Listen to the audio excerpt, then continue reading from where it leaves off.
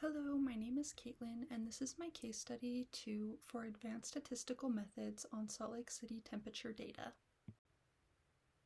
Sustainability is a concept that emphasizes the state of Earth's natural environment, particularly in relation to the use and consumption of natural resources. Sustainability is about achieving a balance that allows Earth to support human populations and economic growth without ultimately endangering the well-being of humans, animals, and plants. It involves balancing environmental, economic, and social systems to ensure long-term health and stability of natural resources. The core idea is that Earth's resources should not be exploited and degraded indefinitely. As a botanist, I care about sustainability because climate change can affect plant populations and ecosystem functioning. I love studying plants and the incredible roles they play in supporting biodiversity and maintaining healthy environments. However, climate change threatens these systems. Rising temperatures and extreme weather can stress plants and increase their vulnerability to pathogens, which puts natural ecosystems at risk. If plant populations decline, the consequences extend far beyond the plants themselves. Many organisms rely on plants for food, habitat, and other ecosystem services. As a result, we could see reduced biodiversity, weaker forests, and the loss of natural areas that support important ecosystem functions. Climate change is largely driven by human dependence on fossil fuels for energy. Burning fossil fuels releases a large amount of carbon dioxide and other greenhouse gases into the atmosphere. These gases trap heat and contribute to rising global temperatures. Deforestation also contributes to climate change. When forests are cleared, the carbon stored in trees is released into the atmosphere, and the planet loses an important system that removes carbon dioxide through photosynthesis, which increases greenhouse gas levels and contributes to warming over time. Together, these factors accelerate warming and threaten ecosystems and the well-being of humans. Climate change has important implications for human health and urban environments. An article from the New York Times, titled "Nights Are Warming Faster Than Days. Here's Why That's Dangerous," says that the human body relies on cooler nighttime temperatures to recover from heat during the day. So if the body cannot cool down properly, that can increase the risk of heat-related illness and death. Certain groups are especially vulnerable, including older adults, children, people experiencing homelessness, and outdoor workers. Heat risk also disproportionately affects people of color because they are more likely to live in hotter parts of the city, such as in neighborhoods with fewer green spaces or further from the coast, which creates stronger urban heat island effects, meaning they can be much hotter than surrounding areas, which increases their exposure to heat and the consequences that brings. There are also serious implications that climate change has on farming. The global population is expected to reach about 10 billion people by 2050, which will increase the demand for food. Raising temperatures and changing weather patterns can stress crops, increase pest and disease pressure, and reduce yields. If food production cannot keep pace with demand, this could lead to higher food prices, greater food insecurity, and increased pressure to expand agriculture into natural ecosystems. These changes could threaten both global food systems and the health of the environment. To better understand the warming trends locally, data of the average minimum temperature from Salt Lake City, Utah, from the International Airport Weather Station will be analyzed from 1949 to 2017. This is an observational study, not a designed experiment. In a designed experiment, a researcher would randomly assign years to different treatments to see the effect on temperature. But we cannot randomly assign year to temperature. And because this is an observational study, the primary conclusion that can be drawn is one of correlation, and we cannot claim causation. To begin the analysis, the relationship between time and temperature in Salt Lake City was plotted. The linear regression equation is y equals 0.0836 x minus 124.86. In this context, a slope of 0 would imply that there is no relationship at all, meaning the average temperature minimum has remained perfectly flat over the last 70 years. However, the data shows a clear upward trend. To test if this trend is real or just a coincidence, a t-test was performed on the slope. The resulting p-value was 7.19 times 10 to the negative 16th, so the null hypothesis is rejected, and the assumption is that temperature and year are related.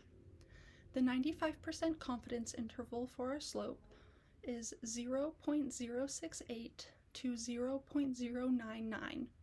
This means that we are 95% confident that Salt Lake City's minimum temperature is raised by at least 0.086 degrees every year.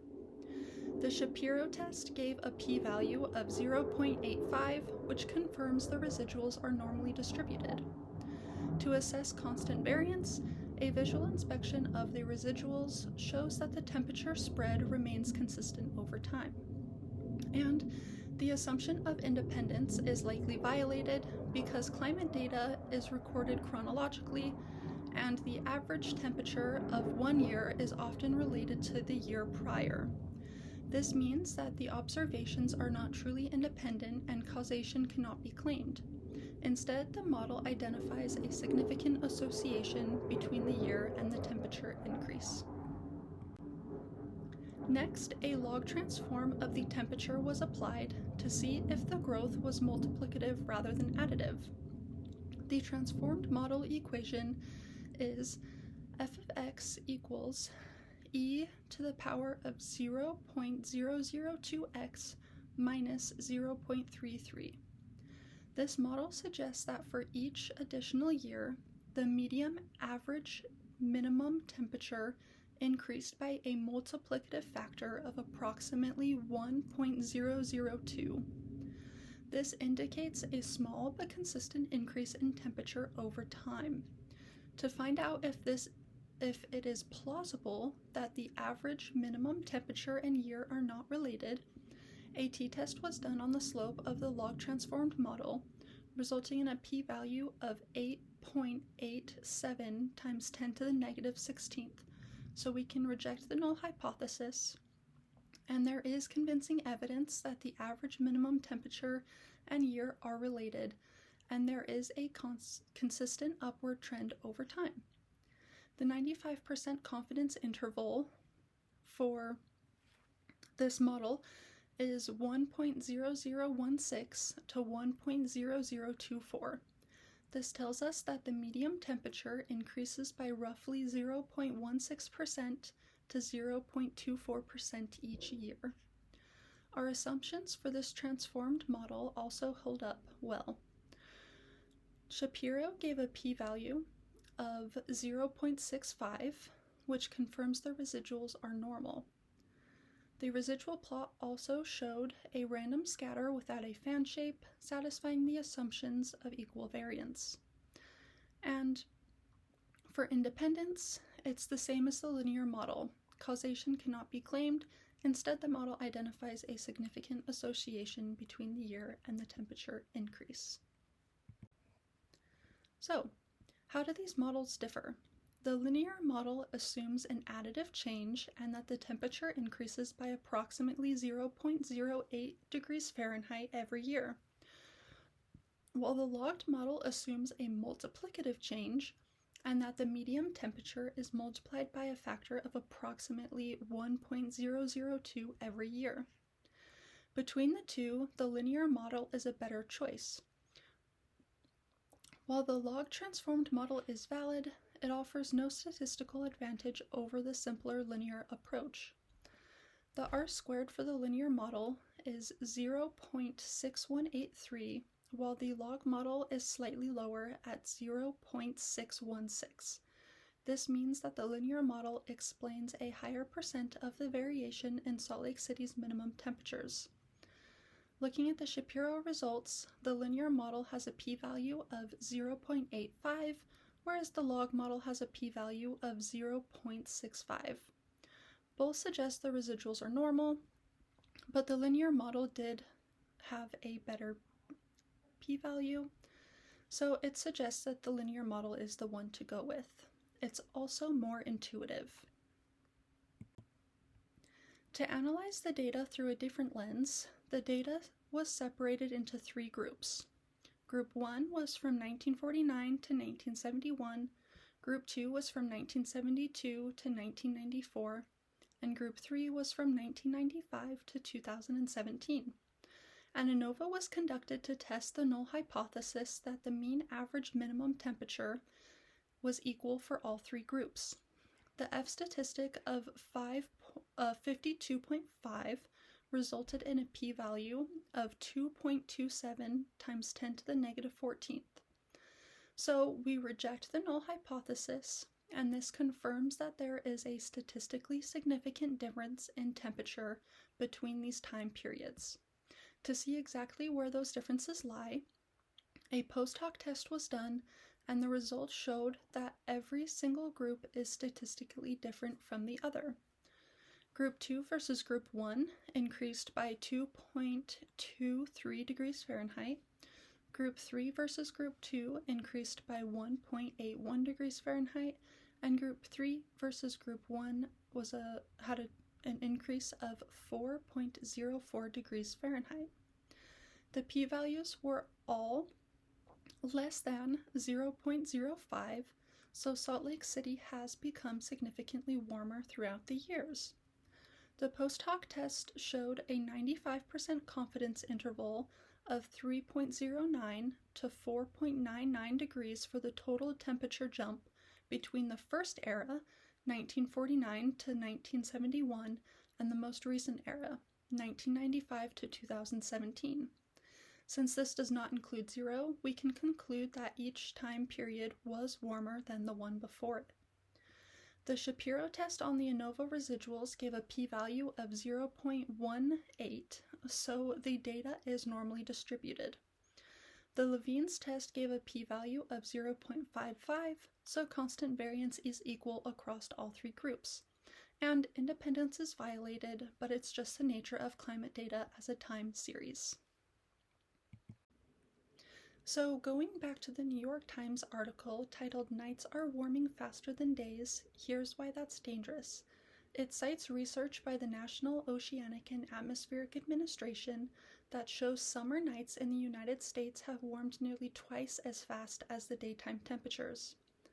The nighttime lows increasing at about 1.4 degrees Fahrenheit per century, compared to 0.7 degrees Fahrenheit during the day. However, when looking at Salt Lake City's data, it's warming even faster. To show this trend, both the day and night were plotted together. While both are increasing, the difference in slopes is noticeable. The blue line, representing the nighttime low, is rising at approximately 0.08 degrees Fahrenheit per year, or 8.36 degrees Fahrenheit per century. The red line for the daytime highs is rising at about 0.02 degrees Fahrenheit per year, or 2.15 degrees per century.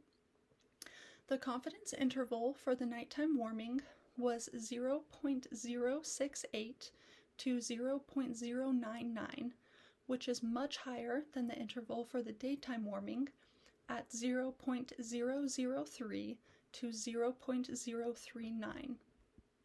Altogether, this confirms that in Salt Lake City, the overnight minimums are warming nearly 4 times faster than the daytime maximums, and shows that our local trend is even more extreme than the national average, and that it's not just getting hotter during the day, but also during the night.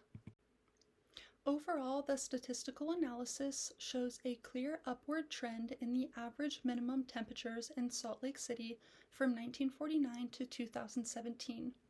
The linear regression, the log-transformed model, and the ANOVA all provide strong statistical evidence that temperatures have increased significantly over time. The analysis also shows that nighttime temperatures are warming faster than daytime temperatures locally, which is consistent with the broader national patterns reported in NOAA. Statistics play an important role in society by allowing researchers to collect, analyze, and interpret data in order to understand patterns and changes in complex systems. In environmental science, statistical methods are used to monitor environmental variables such as climate trends, biodiversity, and agricultural systems over time. This information helps scientists detect changes, evaluate environmental conditions, and improve monitoring of natural resources. Statistics allows researchers to identify patterns, trends, and associations in data, but the strength of the conclusions depends on the type of study. In observational studies, like the Salt Lake City data, statistical analysis can show strong evidence of a relationship between variables, such as temperature increasing over time. But it cannot prove causation.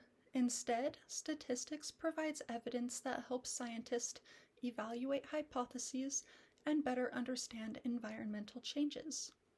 Statistical evidence is also essential for sustainability decision making.